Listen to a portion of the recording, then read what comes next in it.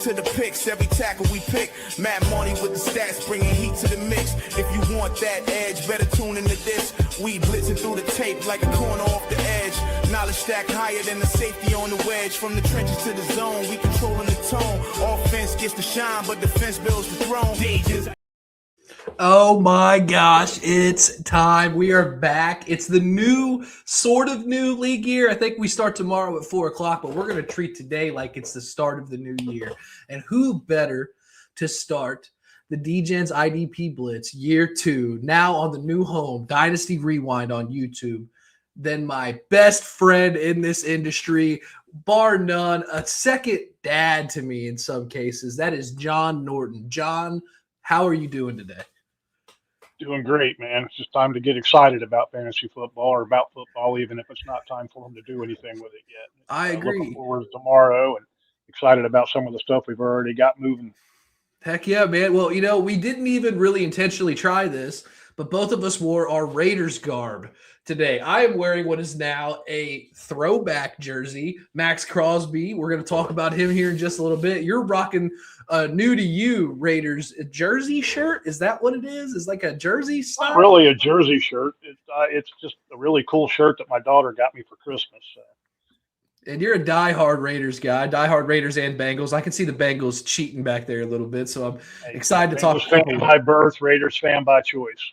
Hey, well, in case you've been living under a rock, John, IDP and Dynasty leagues never sleep in fantasy football. So today we're going to go over the most notable free agents that are rumored currently to be signed on Wednesday at 4, like we just talked about, when the league year becomes official. In this 48-hour wasteland known as the legal tampering period, we are strictly talking rumors, but most of it, if not all of them, are deals that are probably going to get done. So we're going to go into our favorites, talk about our not-so-favorites, among other things. I'm going to structure this show. We're going to start with linebackers, go into the edge rushers and defensive line. Then we're going to end with everybody's favorite position, the defensive backs and safeties and corners. But there's nowhere else that we can start than the Max Crosby trade to Baltimore. What are your initial thoughts on the move? He was traded for 2 first-round picks to a Bengals in-division rival, the Baltimore Ravens. It's a big deal. It's the most that they've ever given for a player. 2 first-round picks is heavy compensation. As a Raiders fan, are you sad to see him go? What do you think about this? Oh, as a Raiders fan, I'm most definitely sad to see him go. He's a generational talent, and there's no way that even 2 first, 3 first, 5 first, they're not going to replace somebody like that. I understand why they did it. They have a lot of holes to fill. It frees up a bunch of cap money.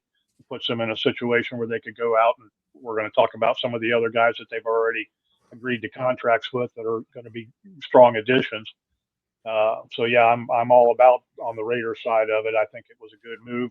Not to mention that they ticked him off last year at the end of the year when they made him sit the last couple of games because of the shoulder injury that he'd been playing. I think it was a shoulder, whatever, that he'd been playing through all season long. And that was when I think I felt like the deal was done. He was out of there after the season. I think the only reason they did that was because they knew they wanted to trade him. They didn't want him to get hurt. Yep, I agree. I think he's the type of guy. He's a needle mover. I mean, he's legitimately one of the best, if not the best. I think it's arguable that he's the best. Myles Garrett obviously had the best season. I'm not going to sit here and question that. But as far as consistent every week, you're going to get, you know what you're going to get, tackles and sacks. Max Crosby is about as good as anybody in the league. So as a Raiders fan, I'm sure it's probably not easy to see him. He's been their best player for the past, it feels like, since he entered the league. And seeing him go, I know the Raiders have made a lot of cool moves, some of which we're going to talk about later here in the show. It's not going to be the same without seeing Big 99 on the edge with the tattoos. I mean, the dude just looks like somebody you wouldn't want to see, whether it was on the street in an alleyway or on a football field. The guy is just an intimidating presence, and that's kind of lost in today's game. You definitely don't want to run into him in a dark alley, that's for sure. Well, very intimidating man.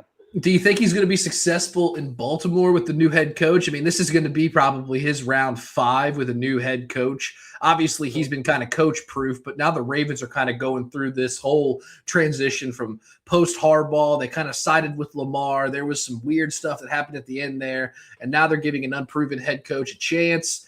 They're going for it all. I mean, they're clearly all in. Chips are in the middle. Do you think he's going to be successful there? I guess it depends on what you define as successful. Do I think he's going to be as successful as he was with the Raiders? It kind of depends on what their defensive scheme looks like. My biggest concern is that You know, Crosby was one of the very few players that never came off the field. The Ravens in the past have not been a team that let any defensive lineman stay on the field. Yeah. They rotate everybody. Even when Matt Judon was there, he was playing 65, 70% of the snaps. If you start pulling Max Crosby off the field on 30% of the plays, he's going to be ready to be traded before this season's over.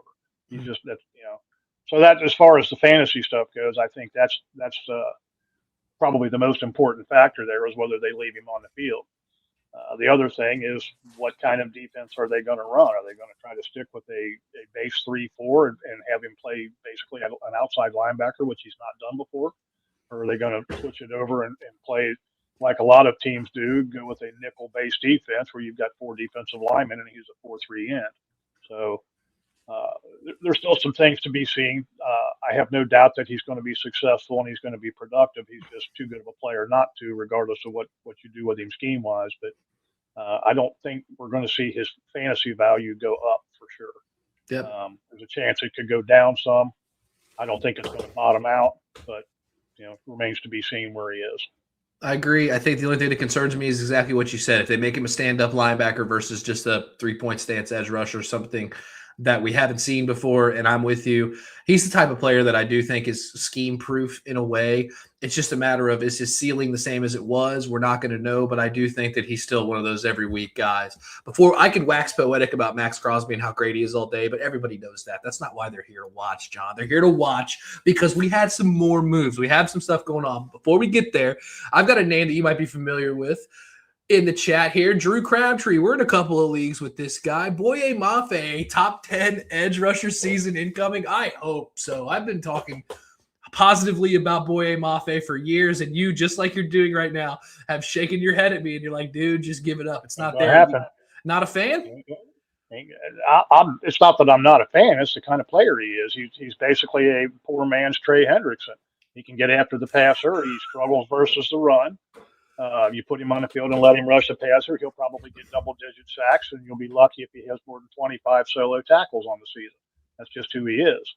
That's why he wound up losing playing time in Seattle. They wound up pulling him on early downs because he doesn't hold up against the run very well.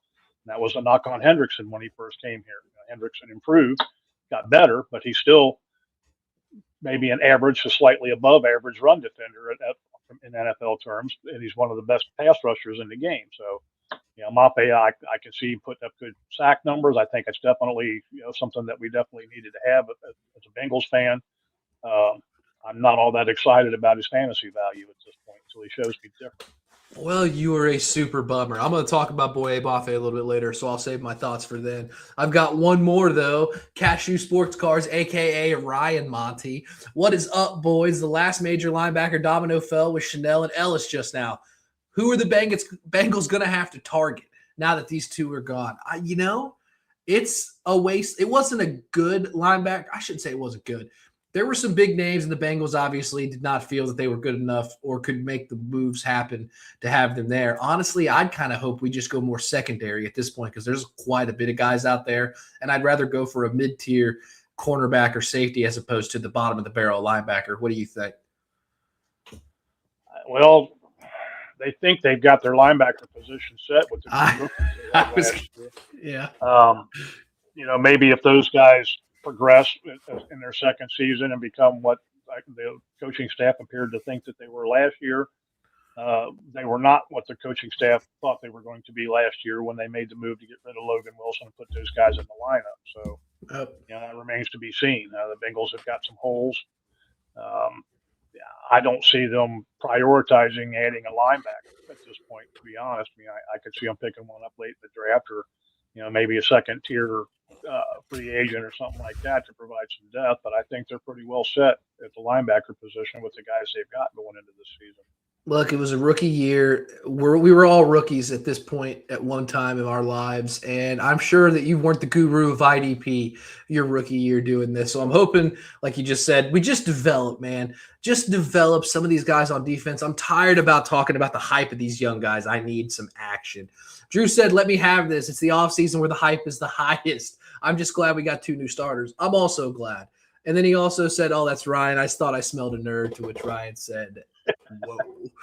All right, so The meat of the IDP lineup, as you know, John, is the linebacker position. It is the running back of the IDP world.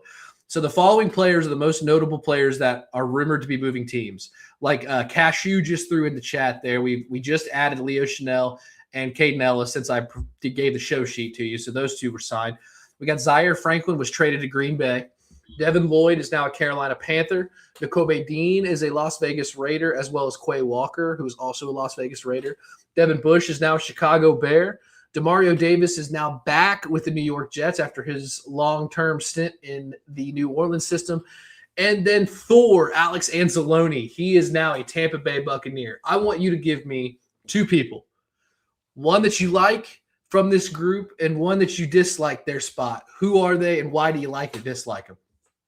So throw in Christian Harris going to Atlanta and Quincy Williams to the Browns along on that list as well, which were late today signings.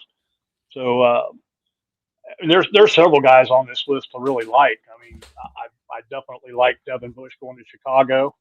I think he's going to bring a lot more big play potential than what they had in Tremaine Edmonds.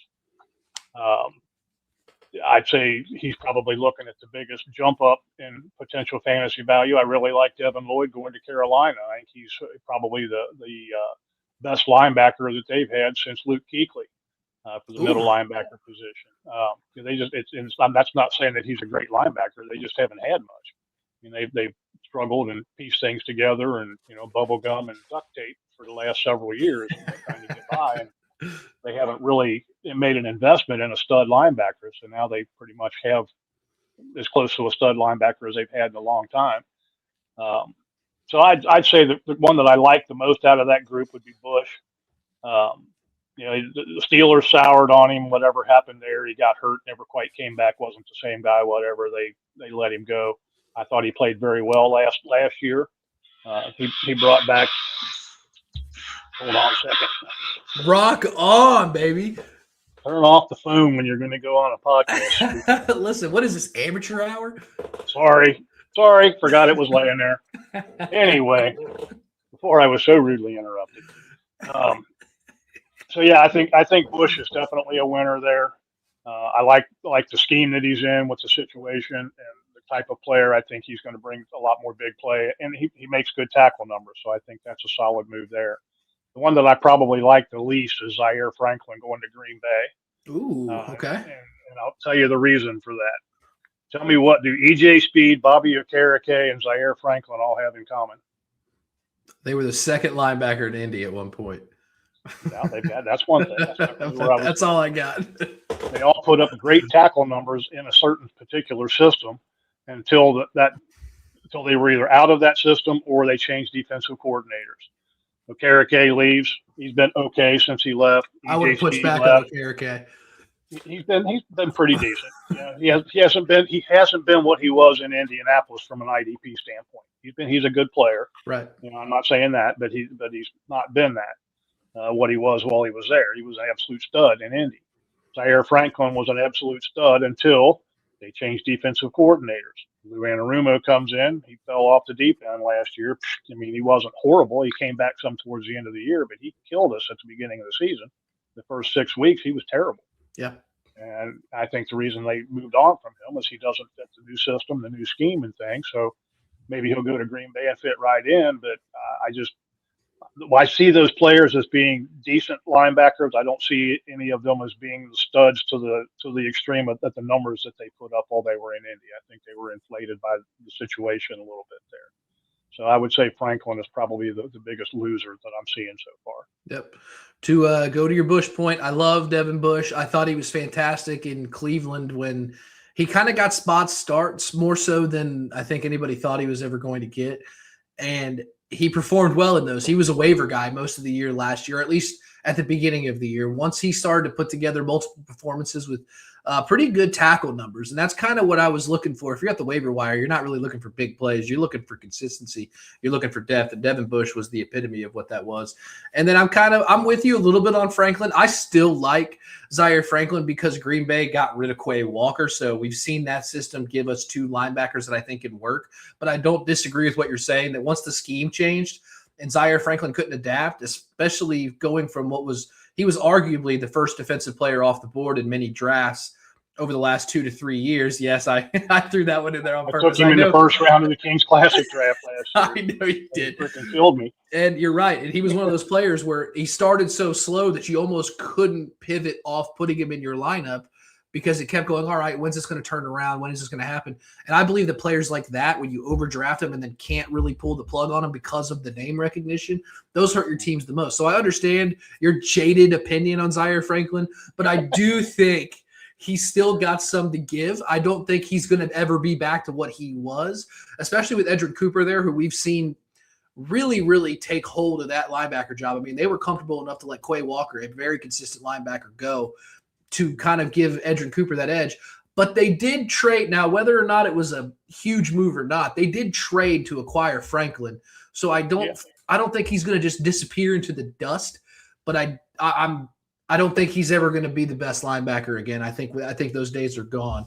Before I go into my guy, flatline. He's not going to flatline. Yeah, He's the number 2 linebacker on his own team now, though. Yes, exactly. I don't think he's going to be the number 1 guy, and he'll be a decent option for us. But he's not a top 12 linebacker anymore. Yep, he's now your linebacker 2, maybe even a high-end 3, depending on your roster.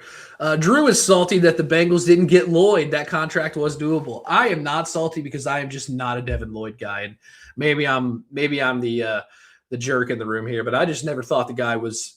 I think he started off so hot, and it was like, okay, he kind of proved that this is who you are. His rookie year was fantastic. He was playing alongside Foye, who is just a freak of nature at the position. But I'm not a big Devin Lloyd guy. Were you ever into Devin Lloyd? Oh, there's a reason they didn't pick up his 5th-year option. Yeah. Had they been impressed with him, they would have picked up his 5th-year option, and this would be the final year of his contract in Jacksonville. But they obviously didn't think as much of him. Granted, he played better this year. Especially in the big playmaking ability and whatever. How much of that is being in the right place at the right time? Is that on him, or is that scheme, or what caused that? And he still didn't blow up the box scores, but I think he had a better year. I think had he had the year before, the year that he had this year, I think they probably would have picked up his 5th-year option and he'd still be there.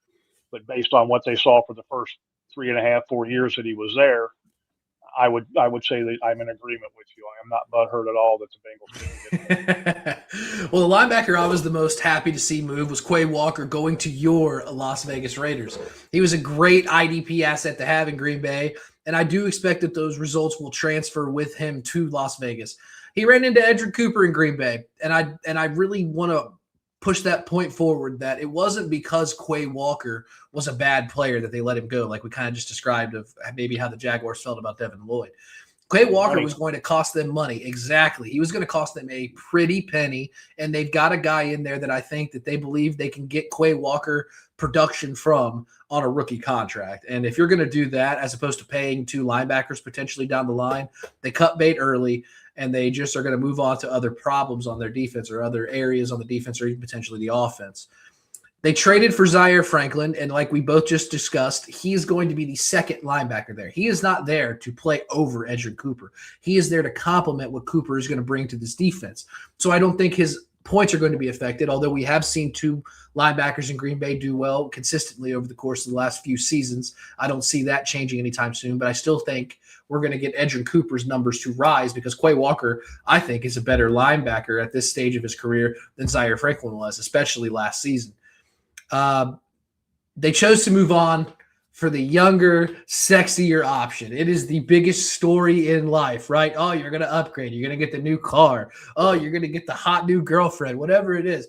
That's what Green Bay chose to do with their linebackers. They've had Quay Walker.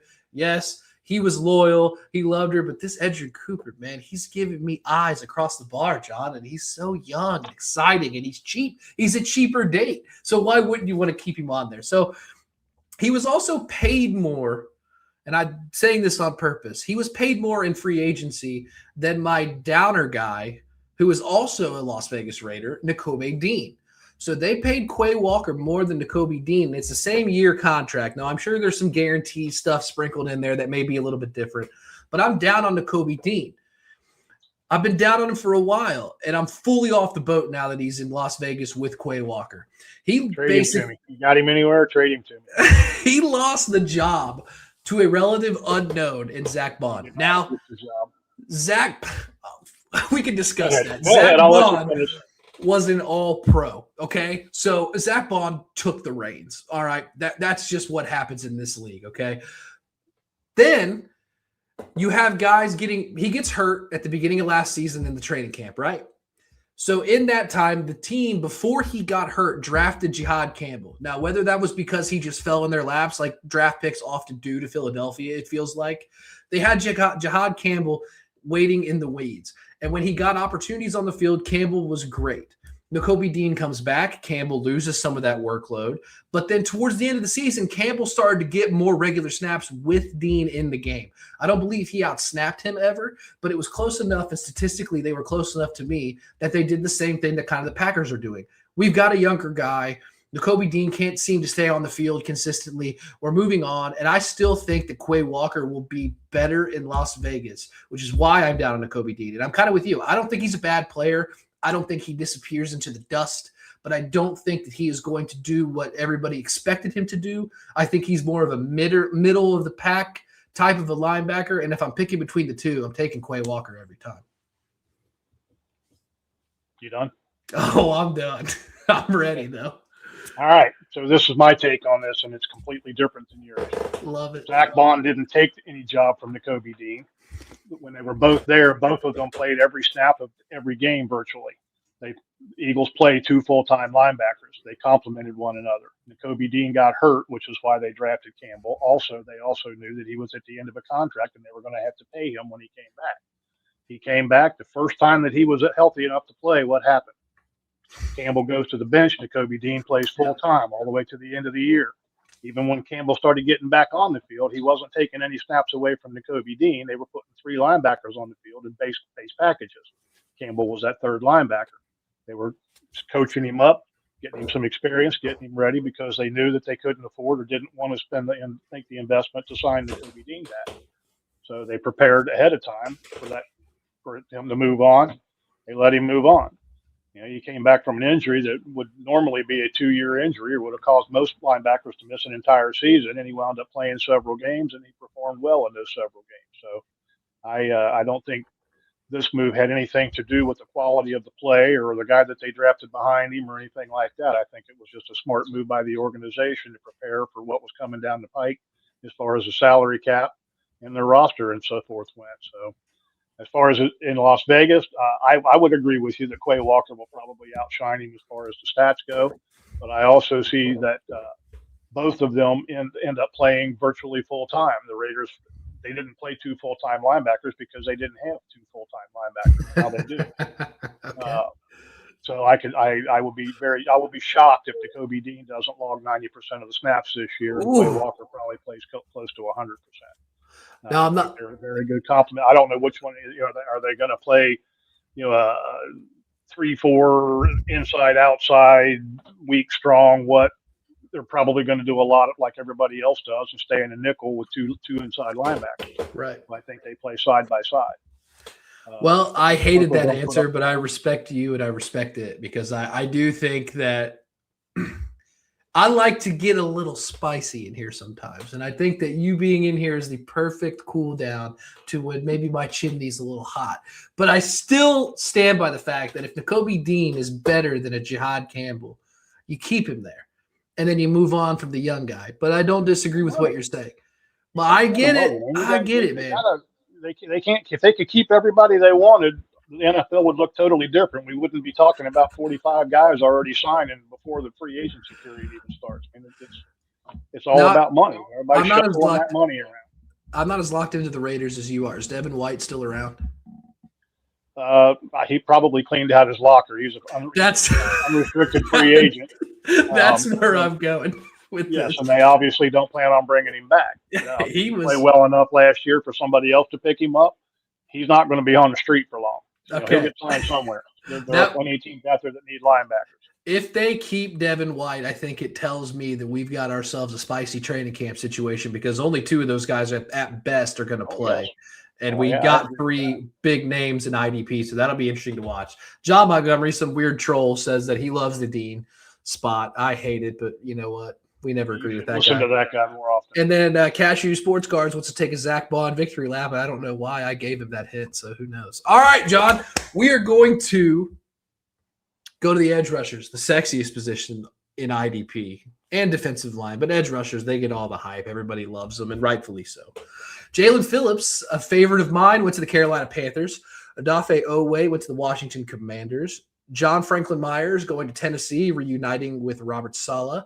Boye Mafe, who we've discussed a couple times on this show, went to Cincinnati. Dre'Mont Jones went to the New England Patriots. Kwity Paye, former Indianapolis Colts first pick, went to the Las Vegas Raiders. Colby Wooden was traded to Dallas. Rashawn Gary was signed by Dallas. So of the notable moves, give me your two. One good, one bad, and why. Throw in Arden Key to the Colts and Joseph Asai to the Jets. A couple other guys that are going to play a lot and could have some borderline fantasy value there. So the guy that the move that I like the most here is Jalen Phillips to Carolina. Nice. The only thing that's really kept Jalen Phillips from being an absolute stud IDP and NFL has been the rash of injuries that he's battled through. When the guy plays and when he's healthy, he is highly productive. He gets after the passer. He's just a very good player. Seemed to be pretty healthy late last season. As long as he can keep that up, he's going to Carolina, where they have a aggressive 4-3 scheme where he can get after the passer. It's a very good fit for his skill set.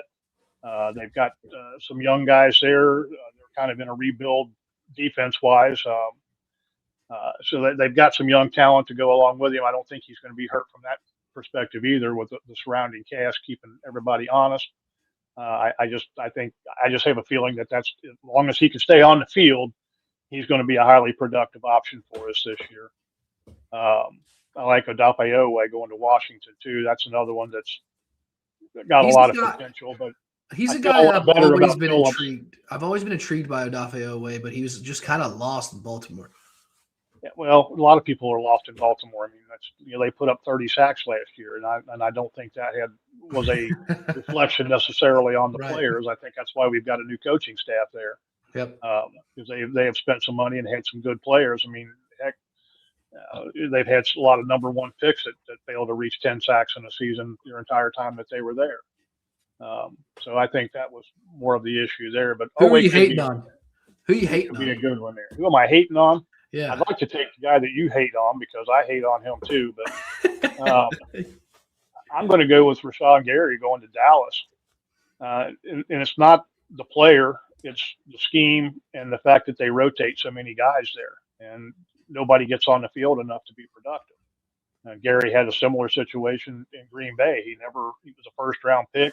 He had some decent seasons, but he never really lived up to the draft status. And I don't think the Dallas situation is going to help that. Yep, I agree. I think I want to go back to your point on Jalen Phillips because I love the guy.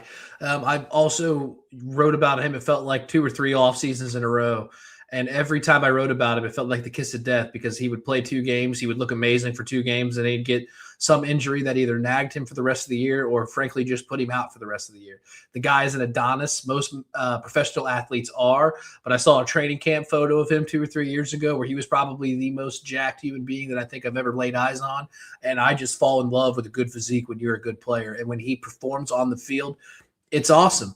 But I don't blame Miami for letting him go. The production obviously couldn't keep him on the field because his body breaks down. Carolina, they've been kind of searching for that edge rusher ever since Brian Burns left and found his footing in New York. I think he's going to be a good guy to have there. I think he's going to provide them with – he seems like an 8 to 10 sack guy. If he can stay on the field, he could even balloon up to 12 to 15. I really believe that. But I think that if he can stay healthy, he could arguably be the best one of this class, except for maybe the Max Crosby move. But of everybody in this free agency list right now, I think he has the highest ceiling to be the best player. Good run defender too. Yeah, he can do it all. My love, 3 down guy, put him out there and let him go until he gets a hangnail. Yeah, I'm gonna save my love for second because we're gonna argue over it, but I can't wait for that because I just love a good debate with you. My hate player at the edge rusher defensive line position was Kwity Paye. He went to your Las Vegas Raiders. The inverse line of thinking that I have for Boye Mafe is going to apply to Kwity Paye. Paye was a former first-round pick. He had significant talent around him on the line. So he wasn't a guy that they brought in to, okay, change our defense. He was a guy that was, please make sure that our defense remains relevant and viable with the people around you. They got DeForest Buckner in Indianapolis, and I'm not sure if you've ever heard him. He's pretty good at the position. So he was not ever going to be the focal point of any team's offensive line. It was always going to be Buckner. But even then, he just never really did anything. He never did anything that made you go, oh my gosh, this is a first-round NFL talent. Now, maybe he did in college, but it's a different level of play when you get to the NFL. When you have that first-round expectation, you have certain hoops to jump through in order for not only the fan base to keep the momentum behind your name, but the coaching staff to keep you on the field. And we saw Kwity Paye start to lose snaps. When you lose snaps as a former first-round pick, the writing's on the wall. You better hope that you fall on a fumble or you fall onto a quarterback that's tripped and fallen and you get cheap sacks for the negotiating table. But Kwity Paye never really did that. The Raiders are depleted on the defensive line or the defense in general, but they are rebuilding, and I'm excited to see kind of what they do. But he's going to have to carry the torch left by Max Crosby. And you just are not going to be able to do that. It's just not something. And I think the Raiders sack numbers are going to get significantly worse this season. And I think that it's going to be viewed in the league. I don't see him sticking around for long, quite frankly. I think this is kind of the prove that you can stay in the league. And if you can't, you're done. I think that that's where he's at right now with Vegas. And I just don't see it happening. Now, placeholder. Exactly. I see him as a placeholder. They brought him in. He was a cheap addition to fill a position. Him carrying the torch from Max Crosby be like you and me trying to pick up Thor's hammer. It's just not worthy. It ain't going to happen. So it's funny that John Montgomery put in here that I'm just mad at him because he didn't text me back. This is a true story. I got Kwity Paye's number by dark back channels because I was trying to dabble in the journalism part of this industry at one point in time. And I sent him a text and I said, hey, I got a cheap podcast that nobody watches or listens to. Would you like to come on it? I'd love to interview you and kind of hear what you think about being in Indianapolis, blah, blah, blah. And he did not text me back. So enjoy your ride in Vegas. I hope that you never hit 21 in blackjack, and I hope you bust every time. I'm just kidding, Kwity Paye. If you're watching this somehow, text your boy back. I'm just trying to hear what your thoughts are on the world. The guy that I was the most happy with, and this is such a homer pick, but I don't care. It's Boye Mafe, edge rusher for Cincinnati now, formerly of the Seattle Seahawks, a Super Bowl champion. Pedigree he is bringing to Cincinnati. It's a crucial pickup for Cincinnati. We are just desperate for any defensive momentum. It's so bad. Trey Hendrickson got the blue flu last year. You'll never convince me otherwise that he couldn't play for the majority of the games of the season. Once he saw that the Bengals season was not going to go the way he wanted to go, he went into tank mode. He did not want to hurt his body. I understand he's in his 30s, and he wanted that other contract, and they just wouldn't do it. He held out. I mean, I could go on for days about Trey Hendrickson. But Boye Mafe is coming into Cincinnati with different expectations. Mafe is not expected to be a Trey Hendrickson. Trey Hendrickson wasn't expected to be Trey Hendrickson when he came to Cincinnati. But he ended up performing well in the system, a Lou Anarumo system, so not the same system. But he was successful in Cincinnati, even though he was semi-no-name. Boye Mafe is still semi-young. He's not at the age that Hendrickson was when he came. But he's not got the most name recognition right now. And it's because he, like you said earlier in the show, was flat out outplayed by other people in the Seattle defense. And he had a defensive head coach, which is a red flag. If you've got a defensive head coach and you lose snaps, there's something there. And I think that Mafe, I think that Mafe has to prove something this year in order to get a longer term contract. Now he got some big money. Excuse me, I got a frog in my throat here. He got some big money, but the expectation we have is we just need somebody to get on the field and get sacks. And right now we don't have it.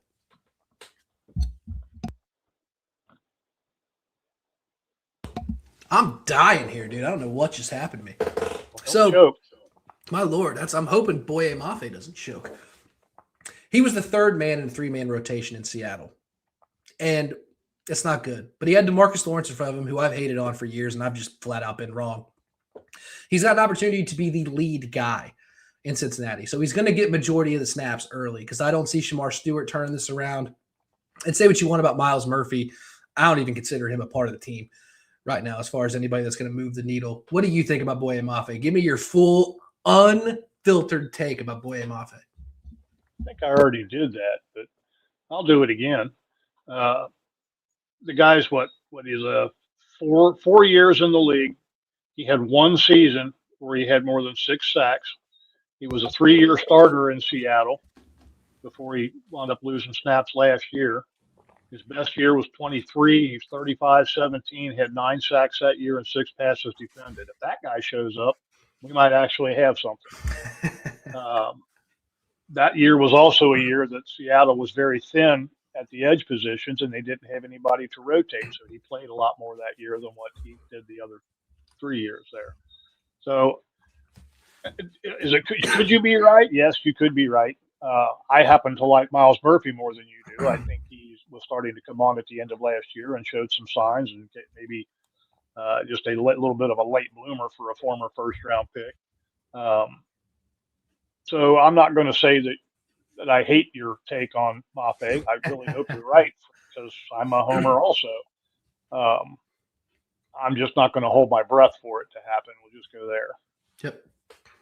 Anything else? Any other names out there that you want to keep an eye on? I know we kind of briefly spoke about Odafe Owe. Is there anybody else you can see going 0 to hero? There's just not that many. The edge position is such in demand that teams don't let these guys get away. Max Crosby, he got away, but they got 2 first-round picks. Yeah. If they're a free agent, they traded Rashawn Gary. He wasn't a free agent. Kwity Paye sucked, so they let him go. Jalen Phillips was injured. I mean, the only guy that's on the list of guys that have changed teams that really doesn't have some baggage is Odafe Owe. Yeah. And we don't really know what we've got there, because where he's coming from, where he's going to, I think he's got a much better shot at being productive and becoming something in Washington in that scheme that he did in Baltimore. But, Baltimore's got a new coaching staff this year, so they may look different than they have in the past too. Yep. It's hard to say what's going to happen there. I agree. Yeah, there just hasn't been that many guys that have signed, and not the big names at the edge position in free agency. Yep. This is speculation season at its finest. The greatest part about doing a podcast in March is that neither one of us are wrong. So that's great. Now, this may not age that well, but right now, we're both right. I'm going to listen to it 3 months from now. Exactly. This is just going to disappear, man. All right, we're moving on to the last position, defensive back. This is probably the most underrated position on the entire football field for many different reasons, but specifically in IDP. You got corners and safeties here.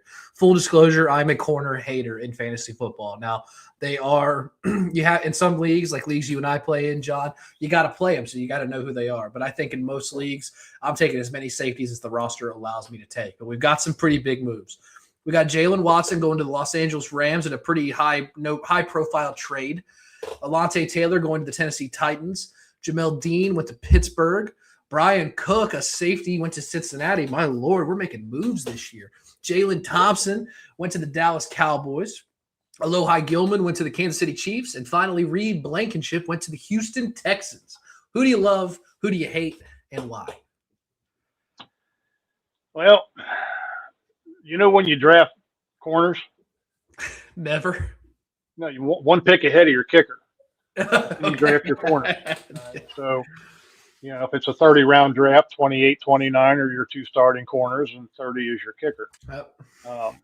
So we're not going to spend much time talking about corners, because they change from year to year and from game to game, and so much depends on the particular game plan and how they're used and who they cover and whatever. They're so hit and miss. I think the Jalen Cook to Cincinnati, they needed a free safety. I don't think it's going to have a whole lot of fantasy impact, because I think he's going to wind up playing free safety with Jordan Battle getting all the box snaps and making the most of the plays. Yeah. So I think it was a good addition. My favorite addition here, and it's not even for New York, you got Minkah Fitzpatrick going there, but most recently they signed Dane Belton. And I'm going to call Dane Belton at this early March stage of the season my favorite sleeper at the defensive back position this year. Okay. When the guy got to play for the Giants, covered for some injuries, he put up outstanding numbers. He played very good. He can play either strong or free safety. The Jets are likely going to put him in strong safety with Fitzpatrick at free safety, which means he's going to see box action. Um, I like his game. I like the numbers that he's put up, and I like the situation that he's going to. I think he could be a really pleasant surprise for us. As far as the ones that I hate, I mean, All of them. anything has to do with a corner. I hate that. Reed Blankenship, I think, is extremely interesting because I really don't know what to expect there. We've seen him perform extremely well in Philadelphia. We've seen him put up good numbers one year, and then the next year he comes back and he vanishes. And he's been so inconsistent that it's not like he had one high spot and then everything else was down. It's been a roller coaster. Bad year, good year, bad year, a couple bad years, a good year. I think the potential's there.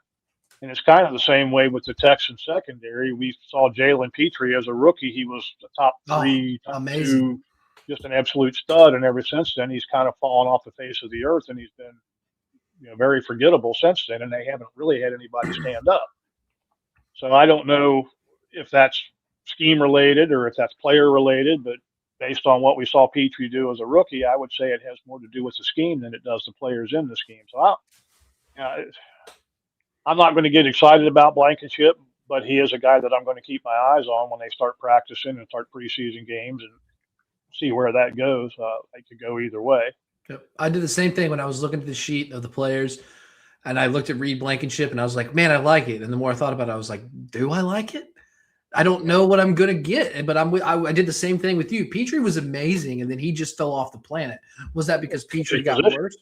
Or, yeah, exactly. Or was it just because they're changing schemes and they don't know what they're going to do?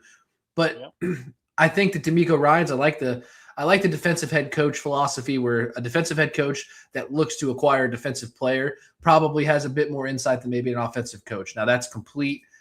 I have no fancy metrics to back that up. It's just a vibe, right? People hate that word. But I really do think that when a defensive coach wants a player in his scheme, that's a green flag to me.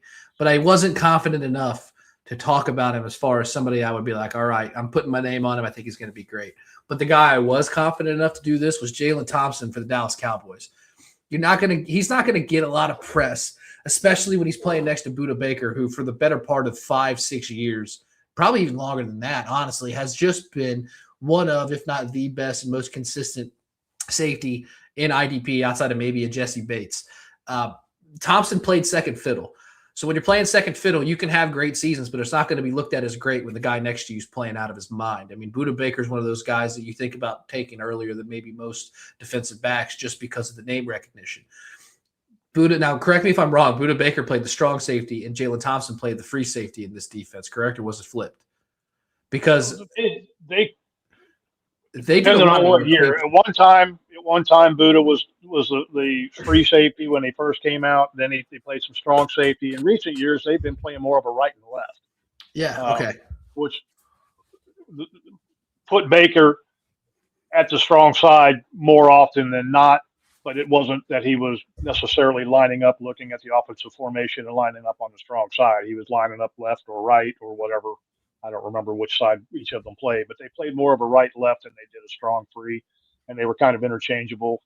Baker would stay deep, Thompson would stay deep, but I think Thompson did get more of the deep snaps than Baker did. And that makes sense when you see the statistical breakdown kind of favoring a Budda Baker, but Budda Baker was a great player.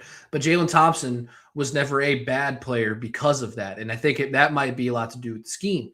And the reason I asked that is because he kind of was like a Reed Blankenship for me, where it's like, man, I like Jalen Thompson, but it feels like the Cardinals have this unique scheme that is good for safeties because of kind of how they line up their players. And I just don't believe Dallas has a good defense.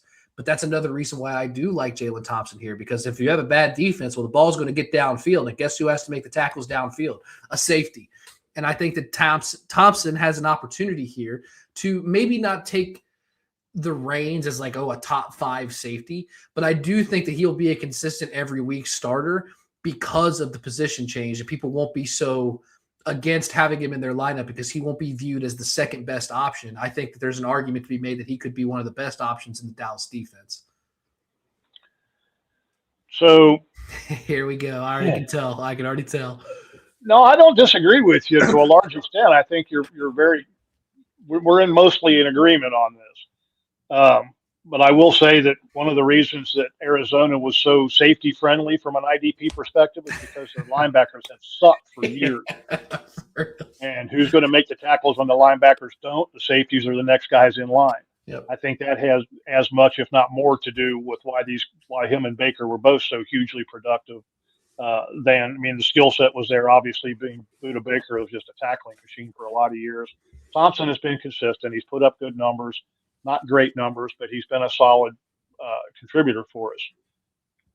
I like to look at Dallas's scheme now. You've got Donovan Wilson back there. How productive has Donovan Wilson been? He's been pretty productive. Yeah, hit or miss. Yeah, he has some good games. He has some bad games. He vanishes for a while. He's just really inconsistent. They haven't given us a great safety in Dallas in a lot of years. I think Thompson has the potential to solve that problem for them and maybe give us a lot more numbers. But I also think Dallas is going to be better at linebacker this year than what they've been in the past. Okay. So they cut that dead weight in Logan Wilson. Yeah, they got rid of Logan Wilson. I'm not really sure what that was all about. I've been waiting all day to get that one in. I figured he'd be starting for them this year, but they've got what's the young guy that's coming back from the injury? Overshown, baby. Overshown, DeMarvian Overshown. I think he's going to be a stud linebacker. I think they have improved at that position since last year at least, or some of the moves that they made last year. Hey, Ansel's on. Sweet. Hey, Ansel Lee is dropping in to say true dat. I'm just going to go ahead and assume he was agreeing with me because there's no way in the world he could choose you over me. Agreeing with you. And then really quick, I think Drew Crabtree's breaking some news on the stream here. Old man Cam Hayward is back with the Steelers. He's got to be pushing 40. I think he's 38. No shoot. I was just joking. I'm pretty sure he's like 37 or 38. Hey, if you either got it or you don't. Yeah. That's how it goes. He can still play, man. He played well last year. I don't see any reason for him to quit. He's still getting the job done. Well, really quick, I'm going to surprise you because I told you this was going to be no rookies. And you just, I got to throw you a curveball. I mean, you were throwing baseballs at me for years, so it's about time I throw you with one you don't see coming. You got any rookies that you are really intrigued by this season that you are seeing come up out of the combine that you're got your eye on? I know it's not quite rookie time yet. We're starting to get into that, but what do you think about some of the rookies coming out of the combine? So anybody that's heard me talk about rookies at this time of year in the past, I don't really get in. I don't get to watch a lot of college football because I'm happily married and I like to stay that way. And I spend so much of my time watching NFL games and so forth that if I tried to watch college games, I'd be divorced. Amen to that, brother. So the way I handle rookies is I once the NFL season's over and the college season's over, I start looking at all the draft stuff and I start studying up on them and all that. But I don't really get too excited about them until I find out where they're going to go. Yep. Because so much of a young player's value depends on the system that he gets into, who's in front of him, what the supporting cast looks like, and that's regardless of position. There's usually one or two guys that I say, it doesn't really matter where this guy goes. He's going to be productive for us. And the one guy that I can pick out this year is Sonny Styles from Ohio State. Yeah. He is that stud inside off-ball linebacker that I think is going to be a scheme fit for anybody that picks him. He can play in a 3-4. He can play in a 4-3. He can play the weak side if he has to, but I think he's going to be a middle linebacker. He's going to be the player that somebody's going to draft to build a team around, regardless of who it is. Now, he could go to a terrible situation and it could hurt his fantasy value. But even then, I believe he's going to be productive enough to be an every week starter for us. He just may not be a stud for a little while. But my one rookie that I'll call out is Sonny Styles. Yep. Ansel Lee agrees with you. He said absolutely. Absolutely. And I think, if you watch the Underwear Olympics, AKA the NFL Combine, then you saw arguably the best linebacker prospect we've ever seen come out of that place. As far as the athletic metrics, the relative athletic score, I mean, all of it was out of this world. And coming into the draft, he was like the third or fourth most notable Ohio State Buckeye. Now I really could see, I think he's got a real shot at being the first Buckeye off the board. And that includes the Caleb Downs, the Arvell Reeses of the world, Carnell Tate being the other of the four. Maybe that's just because I love defensive fantasy football, so I'm rooting for that because it's just a big story. I know Arvell Reese, he's another guy that I think is going to go pretty high in the draft. We could see potentially 3 top 10 Ohio State players, depending on how this draft shakes out, how the trades go down, what teams need, and what people are considering a weak draft. I feel like we do this every year. Every draft is weak, and every year next year's draft is so good, right? That's just, I hate that. Not necessarily, but yeah, there's a lot of that. I think Arvell Reese is going to end up being an edge runner. I think he's going to be a Micah Parsons type where he can play off ball or he can play the edge, but teams need edge rushers more than they need off ball linebackers. I agree. He's going to end up playing the edge somewhere. Yep. And then really quick, are you worried about Ruben Bain's T-Rex arms?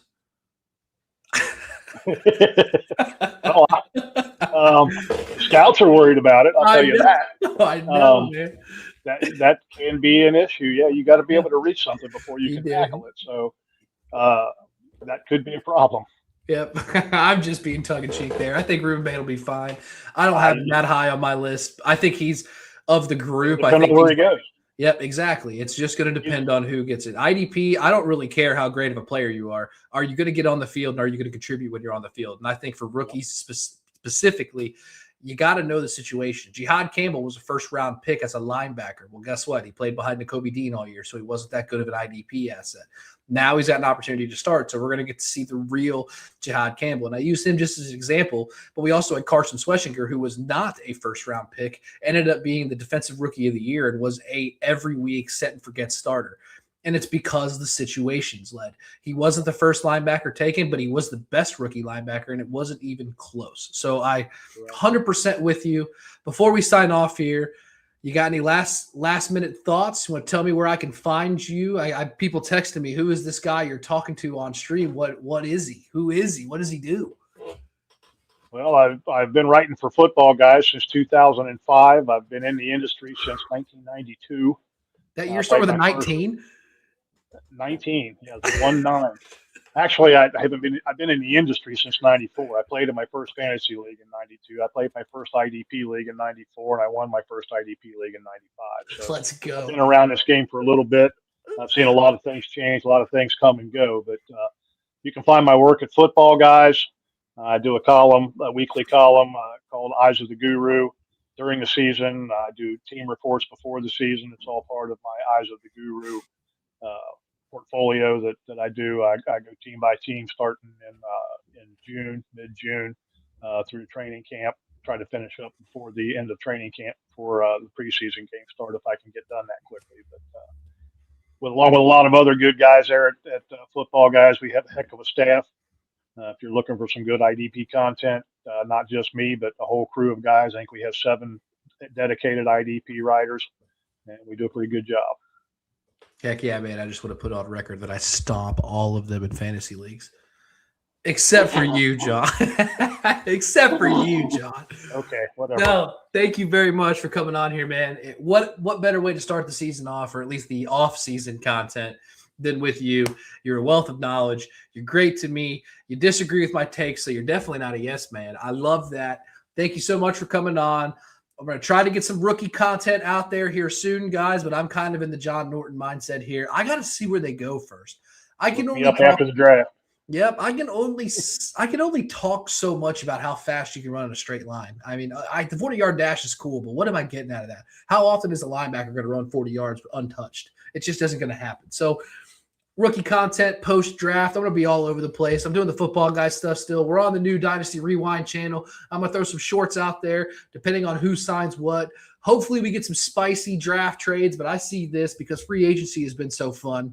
I see the draft kind of just being everybody's going to keep what they have, pick what they need. I don't see a lot of game-breaking trades. I think we've already got those out of the way. But thank you for everybody for watching on the new channel, Dynasty Rewind. This was the Dynasty Degens, the Degens IDP Blitz. I'm Matt Monty. My guest today was John Norton. Thank you guys so much for watching, and I will see you soon.